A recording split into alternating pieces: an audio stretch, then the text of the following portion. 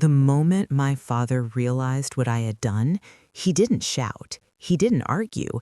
He just stared at the frozen screen in front of him, eyes wide, lips trembling, like the world he built his entire life had suddenly collapsed into silence.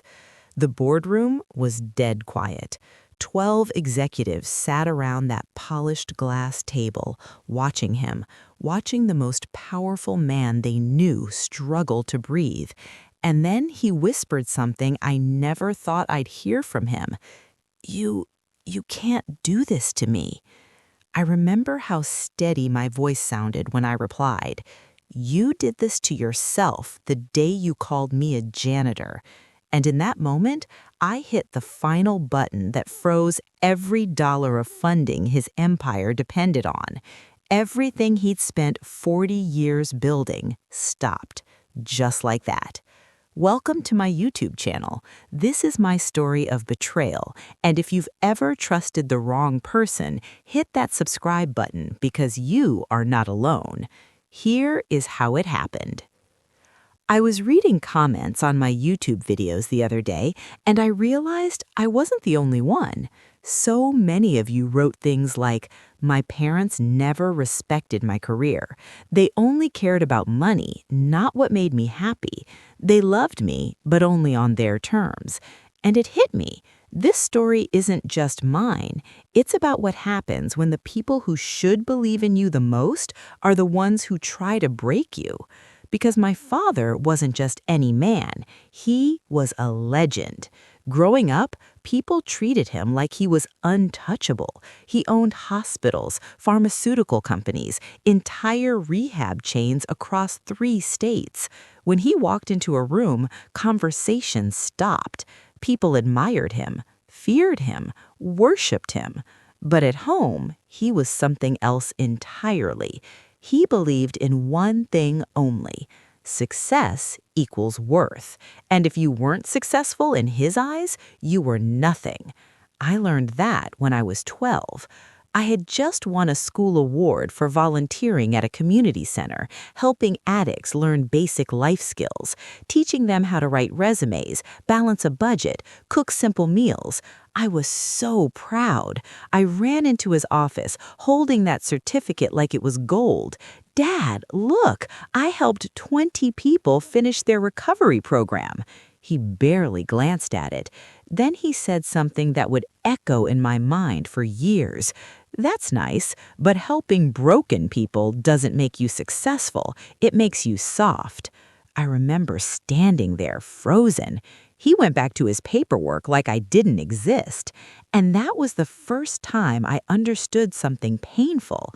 To him, compassion was weakness. Years passed. I studied hard, top grades, scholarships, internships. I tried to become the person he wanted me to be, but deep inside, I never forgot those people at the rehab center. Their stories, their struggles, their gratitude. They weren't broken to me. They were human. So when college came, I made the decision that would change everything. I chose to study rehabilitation counseling instead of business, and the day I told my father was the day he stopped seeing me as his daughter. We were sitting at the dining table, one of those massive marble ones that felt more like a conference room than a place for family. He listened quietly as I explained my plans. Then he leaned back and laughed, not a warm laugh, a cold, mocking one. "So after everything I've built, you want to clean up addicts for a living?" I tried to stay calm. "It's not cleaning up addicts, Dad. It's helping people rebuild their lives." He shook his head. "No, it's janitor work, emotional janitor work." That word, janitor, it hit me harder than a slap. But what hurt more was what he said next. "I didn't spend millions raising you so you could throw your life away on people who will never matter." Something inside me cracked that day because for the first time, I realized something terrifying. My father didn't just look down on my career, he looked down on me. From that day forward, things changed between us. He stopped asking about my life, stopped calling, stopped introducing me proudly to his colleagues. At family events, he'd tell people I was still figuring things out, like I was some disappointment he was forced to tolerate. But I kept going because every day of my job, I saw people fight battles most of the world never even noticed. I saw men cry when they got their first sober job. I saw mothers hug their children after years of addiction. I saw hope being rebuilt piece by piece, and it meant everything to me, even if my father thought it was worthless. Years later, I was invited to one of his corporate galas, a massive event filled with investors, politicians, and media. I almost didn't go, but my mother begged me. "Just come," she said softly. "He still cares, even if he doesn't show it." So I went. I wore a simple black dress, nothing flashy, nothing like the diamond-covered socialites around me. I was standing near the buffet table when I heard his voice behind me, loud, laughing, talking to a group of executives. And then I heard my name. One of them asked, "So what does your daughter do now?" He chuckled. "Oh, she's a janitor." The group laughed. Someone asked, confused, "Really?" And he replied, "Well, she cleans up attics. Same thing." I felt the world stop. My hands trembled. My chest tightened. In that moment, something inside me died, because it wasn't just what he said, it was how easily he said it, how comfortable he was humiliating me, like I was nothing more than an embarrassment to hide behind a joke. I left the gala without saying goodbye. That night, I cried harder than I ever had in my life, but by morning, my tears turned into something else, something colder, stronger, something that would eventually lead to the moment in that silent boardroom years later. Because what my father never realized was that while he was busy calling me a janitor, I was quietly building something he never saw coming. And the day he found out was the day his entire empire began to crumble. What my father never understood was that the world he looked down on, the world of recovery, addiction, and second chances, was far more powerful than he imagined.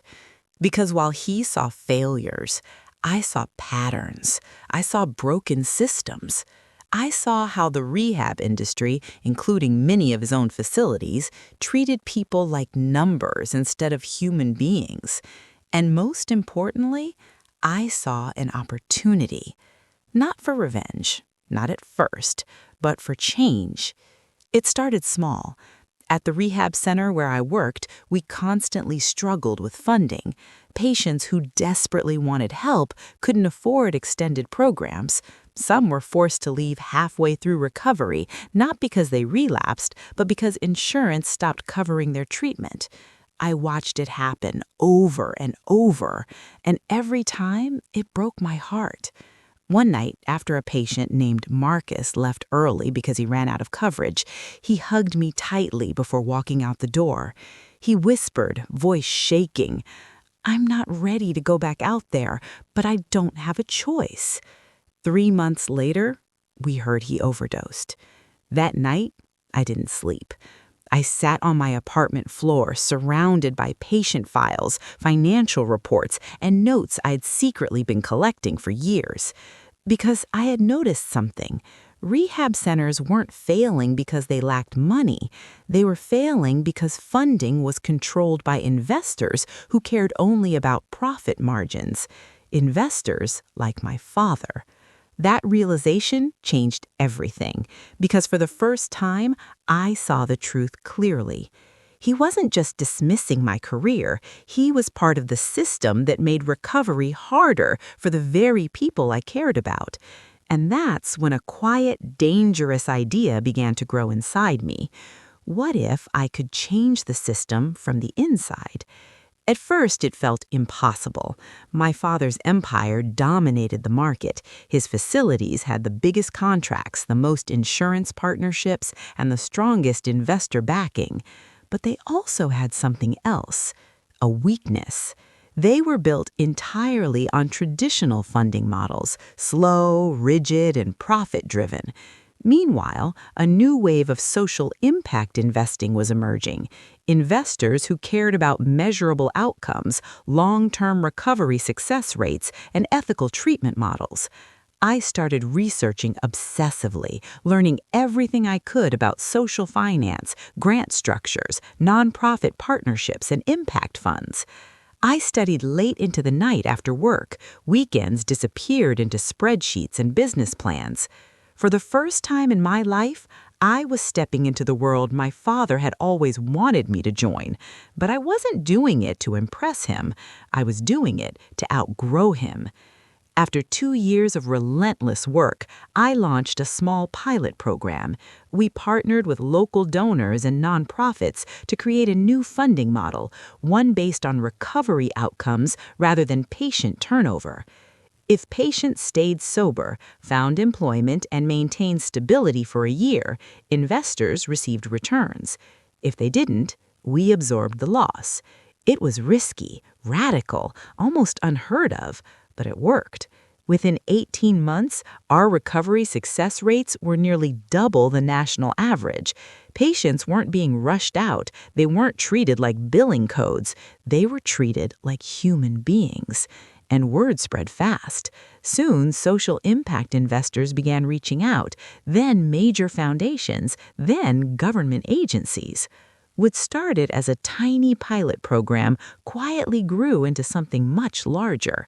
A funding network, a platform, a movement, and all of it built completely outside my father's influence.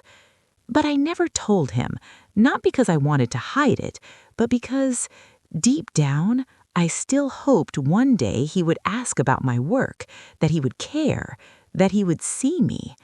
But he never did. Years passed.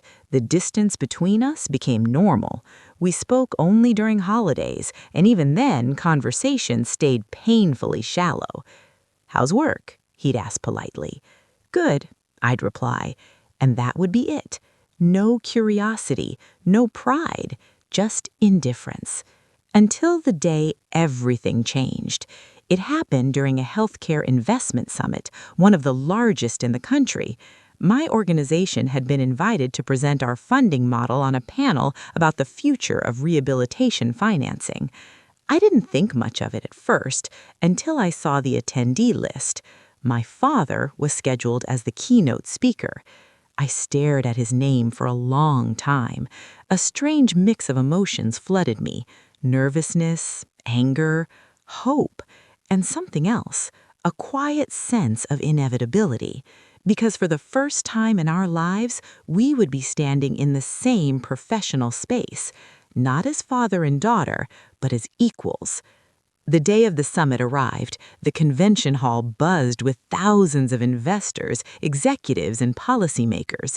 Massive digital screens displayed corporate logos. Media crews moved through the crowd. And there, in the center of it all, was my father, confident, commanding, exactly as I remembered him. He delivered his keynote speech with the same authority that had built his empire. He spoke about expansion plans, new facility acquisitions, and projected profits. The audience applauded loudly, but as I listened, I noticed something telling. He never once mentioned patient outcomes, never once mentioned recovery success rates. To him, rehab was still just a business, and for the first time in my life, I didn't feel small standing in his shadow. I felt something else: clarity. Because when it was time for my panel to speak, everything shifted. I stepped onto the stage under bright lights. Hundreds of eyes turned towards me, and I began explaining our model, how outcome-based funding was changing recovery rates nationwide. As I spoke, I saw something I never expected. My father was sitting in the front row, watching me. At first, his expression was neutral. Then, slowly, it changed. His eyes narrowed, his posture stiffened, and as he realized who I was, what I had built, I saw something I had never seen on his face before. Shock. Real, undeniable shock. Because in that moment, he finally understood something. His janitor daughter was now influencing the very financial systems his empire depended on, and he had absolutely no idea it was coming. But what he still didn't know was that this was only the beginning, because within weeks, a decision would be made in a quiet financial boardroom that would determine the future of the entire rehab industry.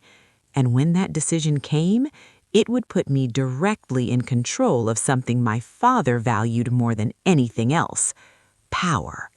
And once I had it, there would be no turning back. After that summit, my father didn't approach me. He didn't congratulate me. He didn't even acknowledge me. He simply stood up when the panel ended, buttoned his suit jacket, and walked out of the hall without looking back. But I knew that look on his face. I had seen it many times growing up. It was the same expression he wore whenever he encountered a threat. And for the first time in his life, that threat was me. 2 days later, I got the call. Not from him, from one of his senior executives, a man named Daniel who had worked under my father for nearly 20 years. His voice was careful, measured. "Your father would like to meet," he said. The word sent a strange chill through me because he had never asked to meet me about work before, not once. "About what?" I asked. There was a short pause.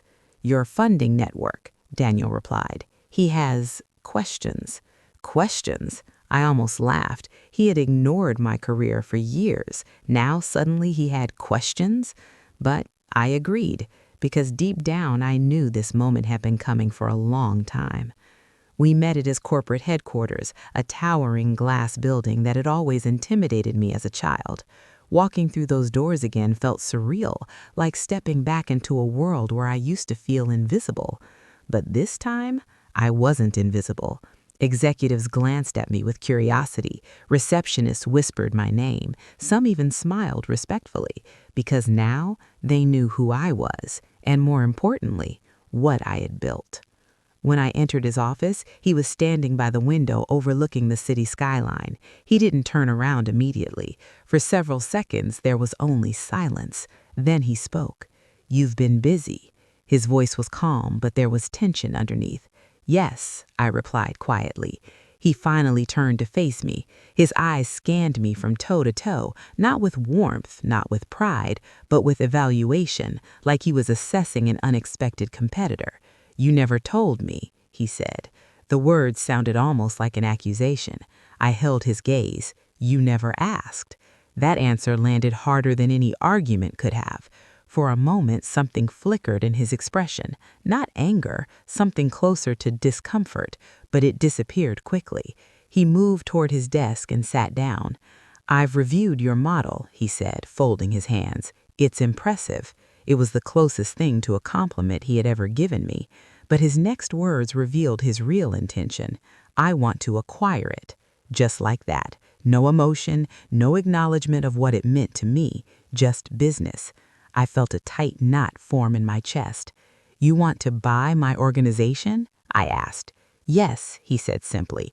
"It would strengthen our portfolio, and with my resources, you could expand globally." I knew exactly what he was offering: power, scale, influence, everything he had always believed defined success. But I also knew what it would mean. My model would become another profit engine in his empire. Patients would become numbers again. Outcomes would take a back seat to margins. And everything I had built, everything I believed in, would be swallowed by the very system I had worked to change.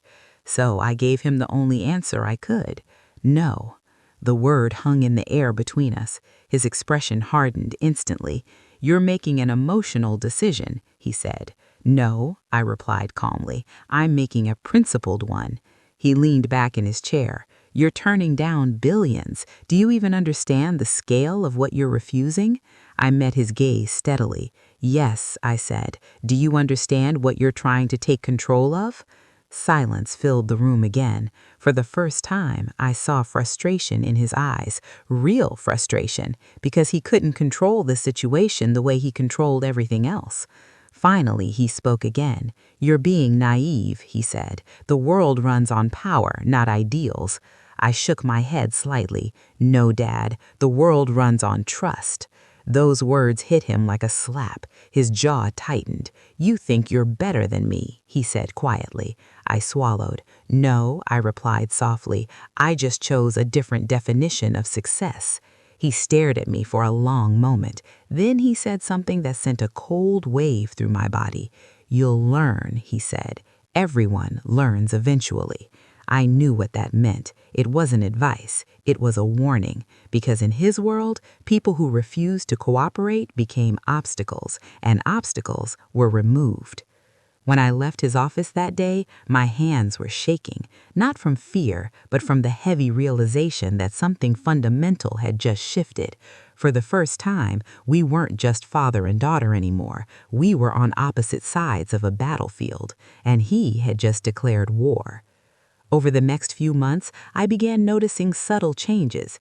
Investor meetings were suddenly canceled, partnership negotiations stalled without explanation, grant approvals were delayed. At first, I thought it was coincidence, but then one of our board advisors called me late one night. His voice was tense. "You need to know something," he said. "What?" I asked. "There's pressure coming from the top. Major institutional investors are being told your organization is unstable, high risk, unproven." My stomach dropped. "Who's saying that?" I whispered. He hesitated. "You already know." I didn't want to believe it. Even after everything, part of me still hoped my father wouldn't cross that line. But the evidence kept growing. Emails leaked, funding pipelines dried up, competitors suddenly started repeating identical talking points about my organization's financial instability. It was a coordinated effort, strategic, calculated, and unmistakably his style. He wasn't attacking me directly, he was suffocating my organization quietly, financially, reputationally, methodically, the way he crushed countless business rivals over the decades. Except this time, his target wasn't a competitor, it was his own daughter. The realization hurt more than I expected, because to him, winning mattered more than family.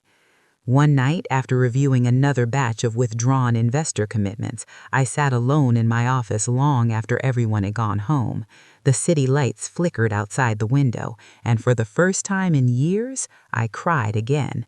Not from weakness, not from defeat, but from grief, because I finally accepted something I had avoided facing my entire life.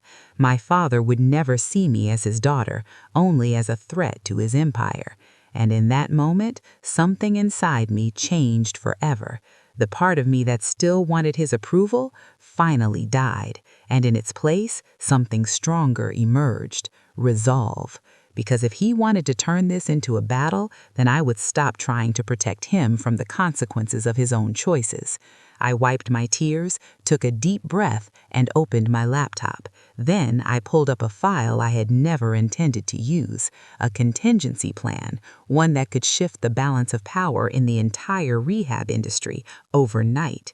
One that involved a massive funding consortium that had been quietly approaching me for months, a consortium that controlled billions in healthcare investment capital, and they'd made me an offer, not to sell my organization, but to lead something much bigger, a new national funding authority, one that could decide which rehab networks received capital and which ones didn't.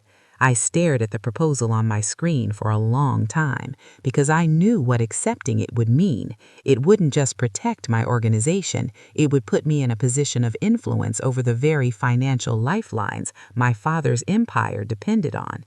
And once I crossed that line, there would be no going back.